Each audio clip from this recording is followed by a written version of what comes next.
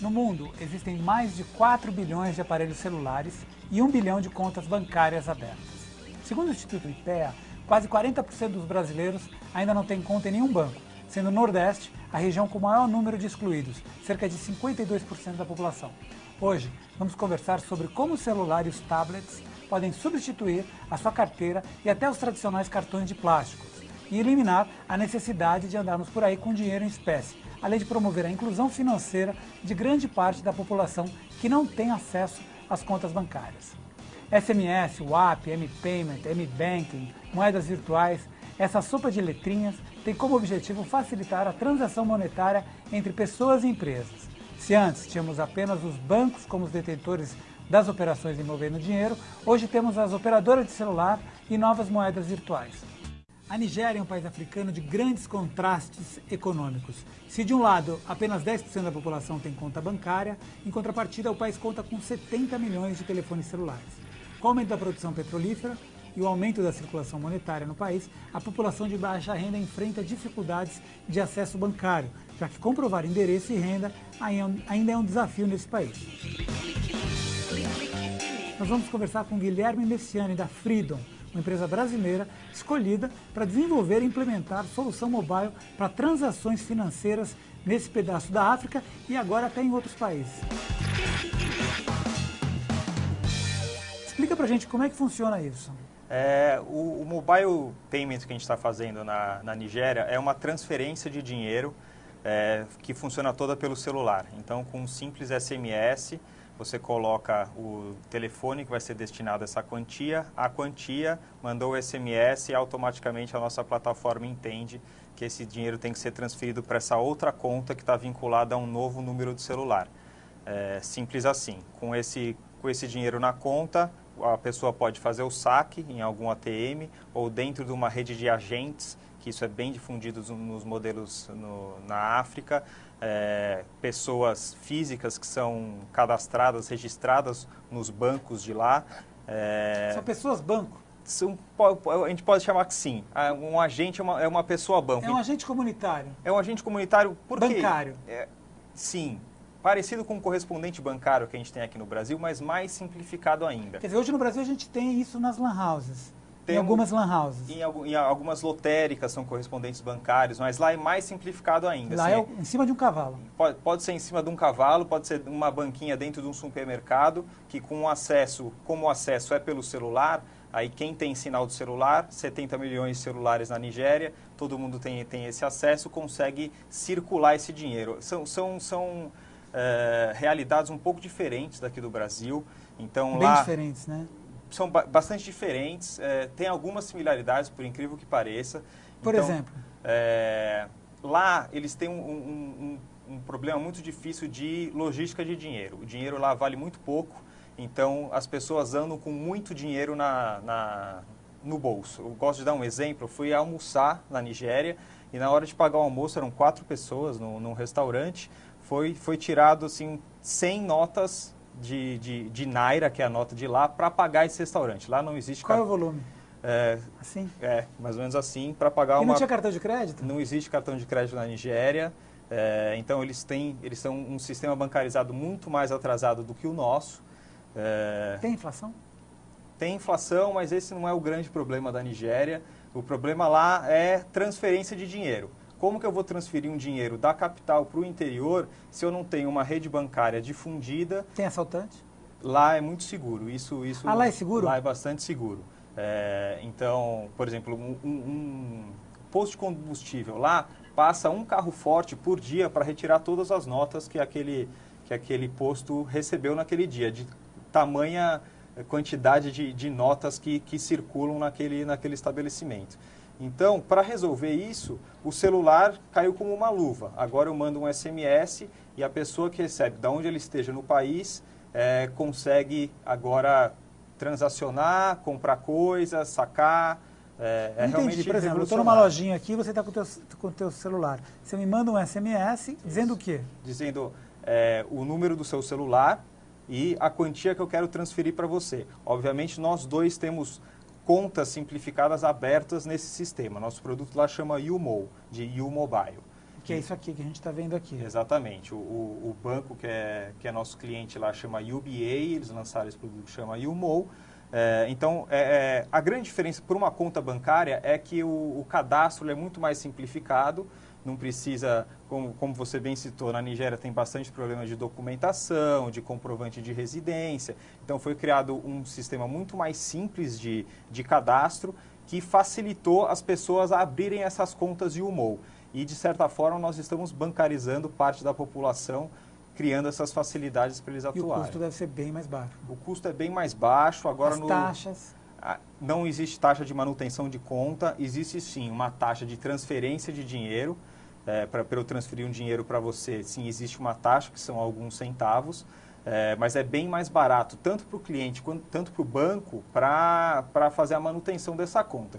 Por exemplo, nesse segundo semestre, o banco vai migrar da rede que ele já tem, da base de clientes que ele já tem, quem tiver até $150, obviamente em nárias, mas até $150 depositados no banco, vão sair dessa rede do banco e vai para o UMO, porque é muito mais barato para o banco e muito mais fácil para os clientes atuarem dessa forma. José, como é que isso pode ser utilizado aqui no Brasil?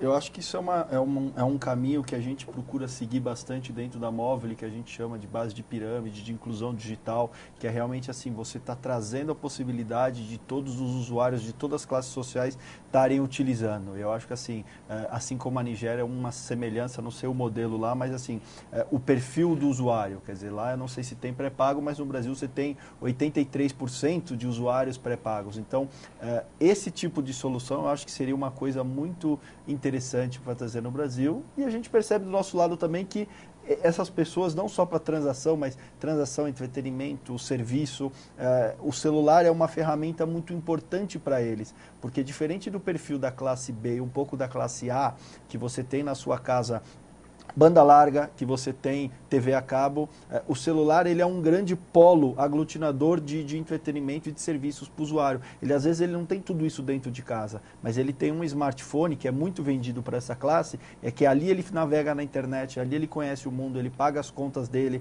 ele vê o ingresso do cinema, ele joga um joguinho, ele faz uma transação bancária. Então eu acho que isso é importante, esse perfil, essa semelhança com o usuário, dessa experiência super legal deles. E Guilherme, como é que a gente poderia aplicar isso no Brasil? Existe restrição jurídica para isso? Ainda existe, isso é uma grande diferença que aconteceu na Nigéria. Na Nigéria, o Banco Central regulamentou o mobile payment antes dele acontecer.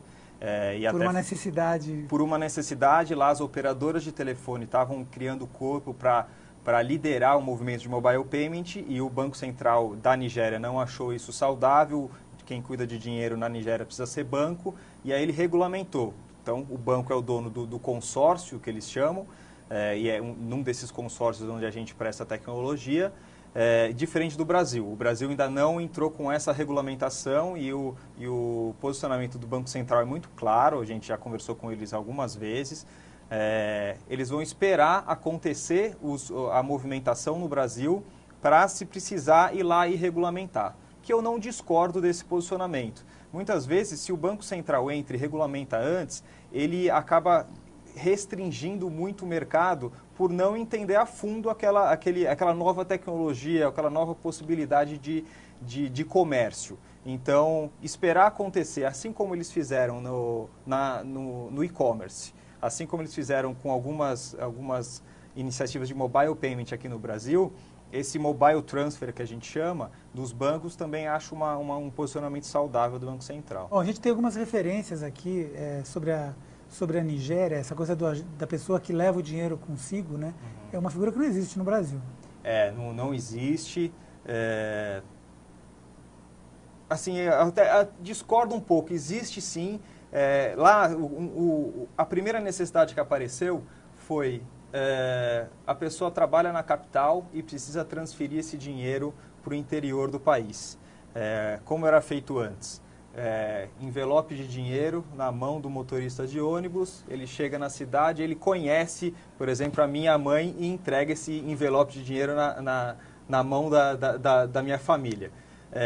agora as pessoas estão fazendo com o celular. Será que isso ainda não é uma realidade no Brasil? Talvez não dá um envelope na mão do motorista de ônibus, mas será que existe uma agência bancária, um ATM, na cidade, lá no interior do nosso Nordeste? Será que essa realidade é tão diferente? Eu acredito que não.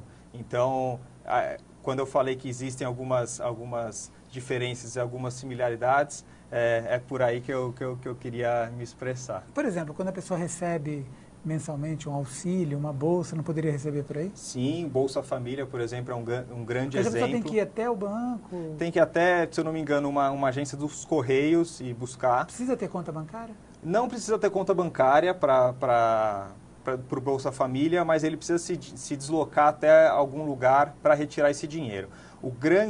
Existem fases de mobile payment, então a nossa primeira fase na Nigéria é a transferência de dinheiro, mas a segunda fase são os estabelecimentos aceitarem você comprar com o celular. E isso é o mundo ideal. Aí sim, quem recebeu, por exemplo, aqui na realidade do Brasil, um auxílio do Bolsa Família, não precisa ir até um lugar sacar esse dinheiro. Ele consegue comprar na vendinha, na feira, tudo com o celular. Então a gente está falando de uma transação mais barata do que acontece hoje. Um celular que, tanto do lado do cliente quanto do lado do lojista, que deram números aqui, mais de 210 milhões de celulares no Brasil, na Nigéria é a mesma coisa, são 150 milhões de habitantes com 70 milhões de celulares e isso só crescendo.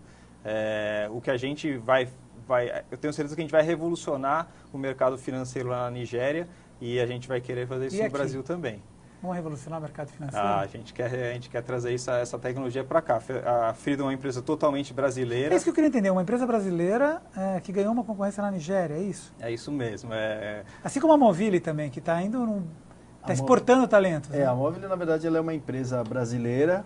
Ela tem hoje como um dos acionistas maiores um grande grupo sul-africano, que é a Naspers, que é dono de diversas empresas, inclusive do Buscapé, outras empresas também, e que tem uma rede de parceiros ao redor do mundo que fazem parte do mesmo grupo que propicia essa Mas os talentos são brasileiros, né?